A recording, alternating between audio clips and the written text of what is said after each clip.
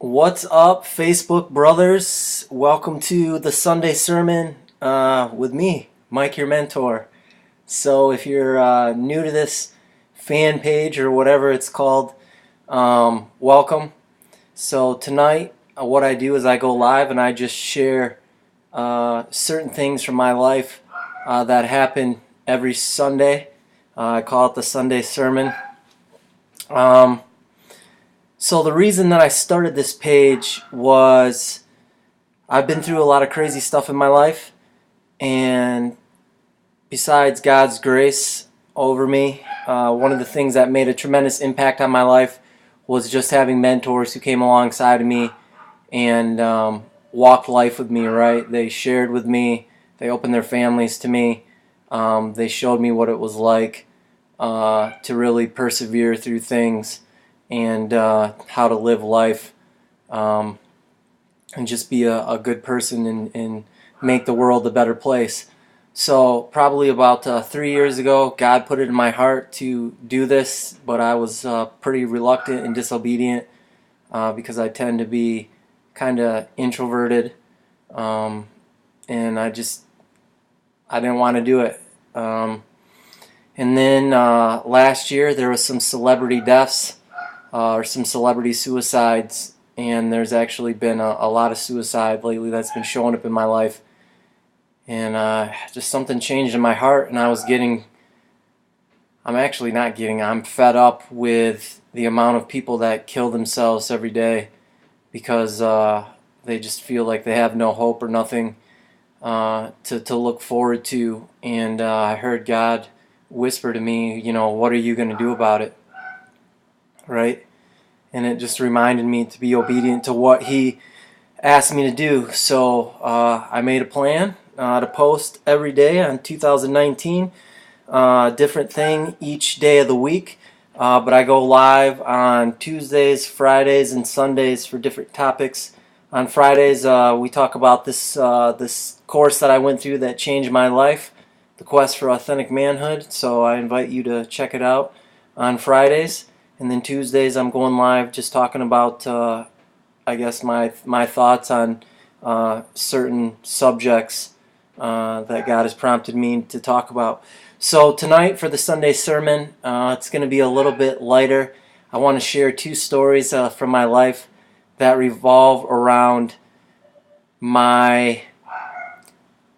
how dogs, I guess, have played roles in my life, or especially my early life. I don't know if you can hear that in the background, but the dog that we have now is upstairs barking. But we got a full farm over here. We got a rabbit, we got a cat, we had a hedgehog. Trying to think if there was anything else that we had.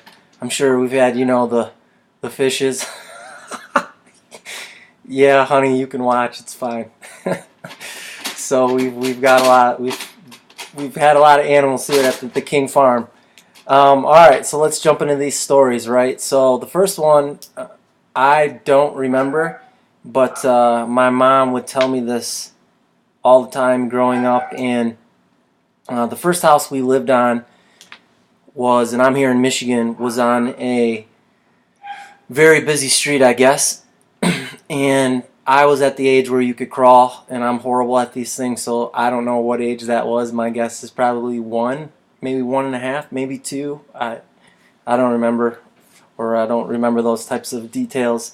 So my mom was doing something in the kitchen, talking on the phone, I believe, and she set me down, and I had this bucket and this shovel, right, that I would pretend I was scooping stuff into, or that was what I played with.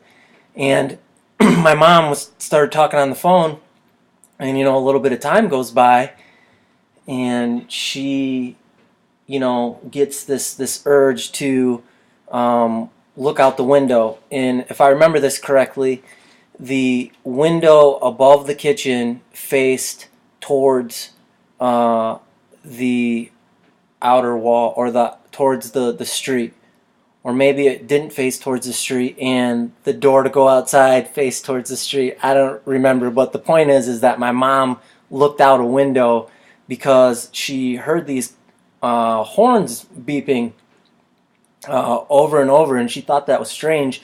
And when she was on the phone, she kind of stopped for a second and started to pay attention, and she could also hear these dogs barking. And then for whatever reason, she started looking around and she didn't see me anywhere. So she looked out the window, and sure enough, she could see this little object in the middle of the road, and these dogs were running around it.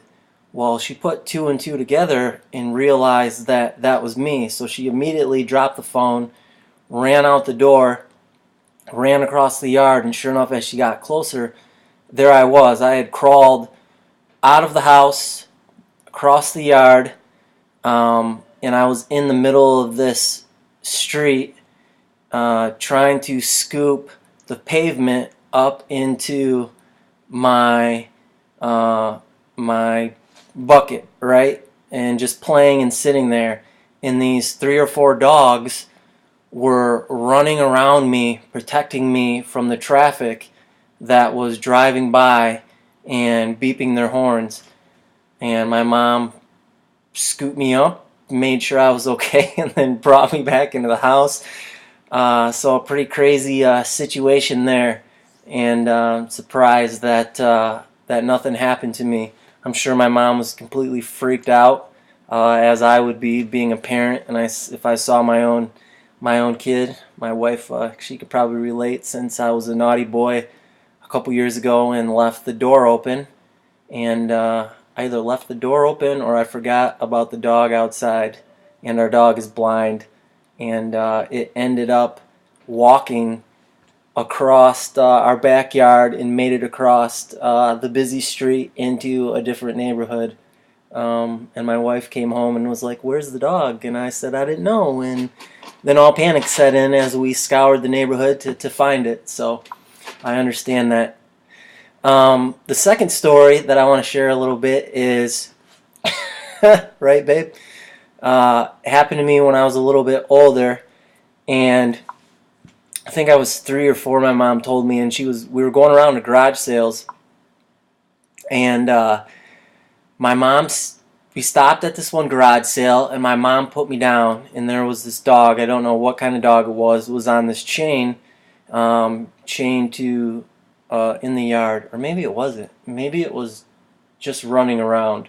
I guess that detail doesn't matter. My mom set me down to go look at some stuff, and immediately I just beelined it right for this dog. And the dog grabbed me by the hand and clamped on and started to shake me profusely. And if I remember correctly, my mom told me when she noticed, the dog was just flinging me back and forth by my hand in the air, and going crazy, and I was screaming and crying. So that was a pretty serious situation, because immediately infection set in, and I had to be rushed to the hospital. And they were actually thought that I was going to lose my hand because of the infection. So I was in the hospital for a number of days, maybe a week or 2. I don't remember. I'll have to ask my mom about that. But I got a little picture here I can show you about that, so you can see right there, if you can make it out. I've got both hands bandaged. One, and it's my right. No, it's my left hand, because I still got a huge scar. It looks like someone actually stabbed me with a knife, maybe, on my hand, that had to be wrapped up and kept in bandaging. And then on my right hand, I think they had some IVs and stuff in there to give me some antibiotics and whatnot. So that was that, as far as that dog episode. And you think that would have kept me away from dogs, but it didn't. Unfortunately, it didn't. I still had an affinity for dogs. I've had dogs my whole life growing up, whether that's as pets or when I was living with my grandparents on and off. They always had dogs. So in some way, dogs have been a big part of my life.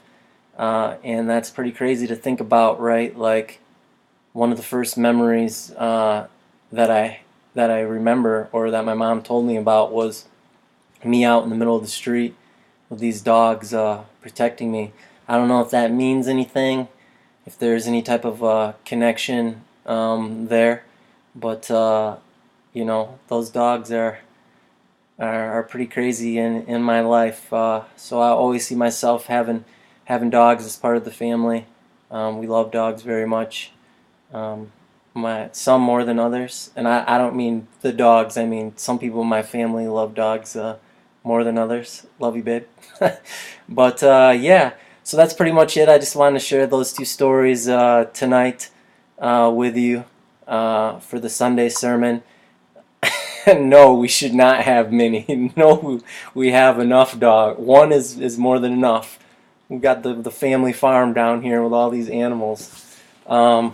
So yeah, that's pretty much it for tonight. I thought I'd just change it up, since the previous weeks I've been a little more serious with some of the things that I've dealt with growing up, and we'll slide back into some of that seriousness next Sunday. So hope you guys have a good week. Tomorrow will be My Life Monday, where I do go live on Monday. I don't even know my own schedule, but we'll see what we're talking about there. And if you're in Michigan or the Midwest, or maybe the North Midwest, if you're affected by this crazy Snowmageddon blizzard that's coming down, they already canceled school tomorrow for my kids, so they're obviously ecstatic. Stay warm out there, and hunker down, and hopefully it won't be as bad as they're predicting. Alright, we'll talk to you later. See ya.